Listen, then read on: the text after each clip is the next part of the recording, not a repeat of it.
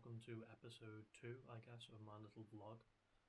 And this week I'm going to talk a little bit about my casting process, or what it was like this time and kind of what it was like previously. So, when I first started Times of 13, we went through a kind of a transition from me wanting to do short films and then realising that that's a lot more work than I thought it would be, being inexperienced in that field, and I kind of cast that project um, quite what I'd say traditionally. So I put the ads up on the local sites, and then I auditioned people in a venue, and then they came to audition for us, and then we picked obviously the one that was most suitable for the role.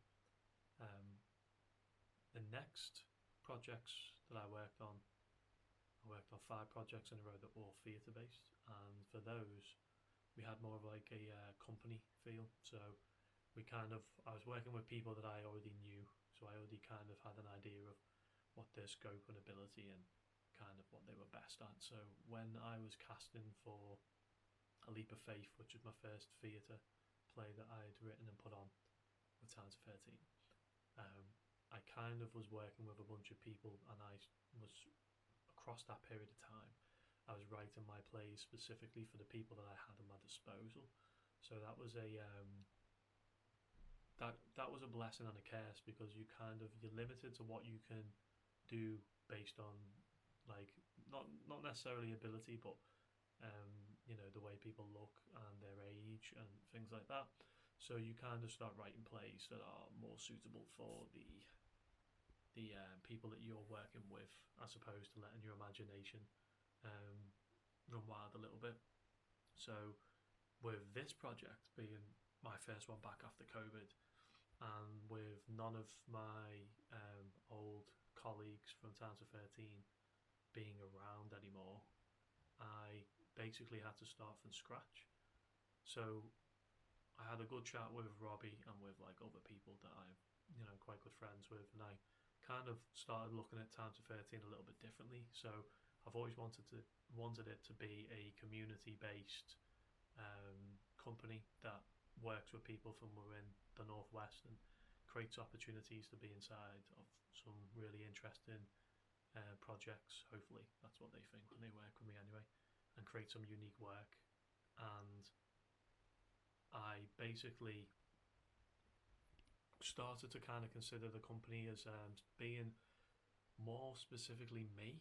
So it's not an ego thing. Like, it's not all about me, but I'm the person that's kind of making the work, writing the work, producing the work.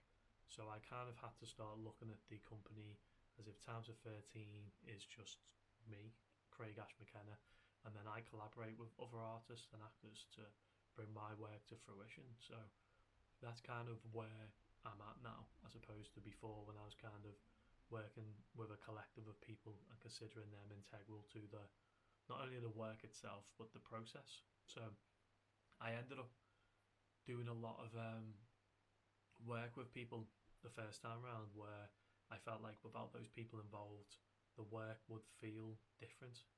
And then I also had the feeling that I felt uneasy about maybe bringing any of those pieces of work back, because they were so connected to the people and the talent that I worked with before. So I'm taking a kind of a different approach now, where I'm just casting people that I don't know. Maybe I will build some more relationships with people moving forward, so I might work with them again, but it'll be a case by case basis for what's best for the roles, what's best for me, if I enjoy working with those people or not. And yeah, so for this project, I've got a whole new cast of people that I've never met before in my life. It's quite liberating in some ways and nice, because I get to no lines have been blurred between like friendships and director, or creatives and the producer. So they kind of come in, we all get on, we're there to work, we enjoy the process, and they kind of just get on with it in a way that before maybe it was a very different, felt like a small, like family friendly family community. So yeah, that's a bit different. But with regards to my casting, that was an interesting experience, because you never know what you're going to get.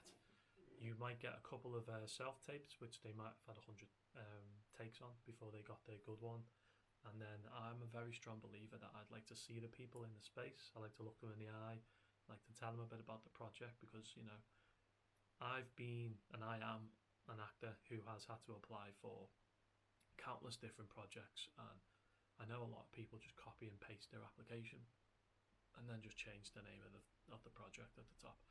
And I know that's true because I've put two or three things up in the last couple of weeks for the festival and for myself, and I've seen the same people drop the same messages in. So it's kind of funny. I do normally tweak mine and personalise them a little bit, just in case there's you know, crossover between projects. You don't want to be found out. But basically, we booked the rehearsals, and Robert Southworth, Robert John, writing name, accompanied me in the Groves in the ballroom where I do like most of my rehearsal time things and teach a class out there on a Monday. We used that space, it's a lovely space. We had like 10 people who said that they were going to turn up to the auditions. We had probably a 60% turnout, um, which is, I guess, typical, but it's kind of a learning process for us as obviously we're kind of starting again. So until we got a bit of documentation and we've kind of gone through this process and people can look at our websites and see the quality of work that we're making, I think that would probably make the turnout a little bit higher. But I have to say, like, people letting you down on the day or just not picking up their phone, it's like so frustrating. And yeah, and we seen that bleed into the Wirral Theatre Festival auditions that were a month and a half later, where a lot of people say they're going to go and you start booking things in, and then all of a sudden on the day they don't want to pick up their phone or they don't turn up. It's always lovely when you're just waiting around twiddling your thumbs. So yeah, we always try our best, me and Robbie, to reply to everybody who applies for a role in the festival, even if it's somebody who isn't suitable and hasn't fitted the brief. We kind of still give them like a courtesy email, and yeah, we just kind of expect that people are all going to be the same as us, but they're not. So we auditioned. I got most of my cast out of the way from that one day, which was lovely. And then through a recommendation of one of the new cast members, I managed to find my final piece of the jigsaw. And we've been in rehearsals for a few weeks, but I'll talk about that in my next video. But yeah, the casting process, obviously different for if you're doing a in-house kind of company work where you're kind of writing your projects for the people that you're working with, which is how I started out. But yeah, for this particular project and moving forward, I feel like it's going to be more traditional and maybe try and build up a bit of a network of people who I can rely on and kind of lean on for certain projects. And yeah, that's why I get out in front pretty early.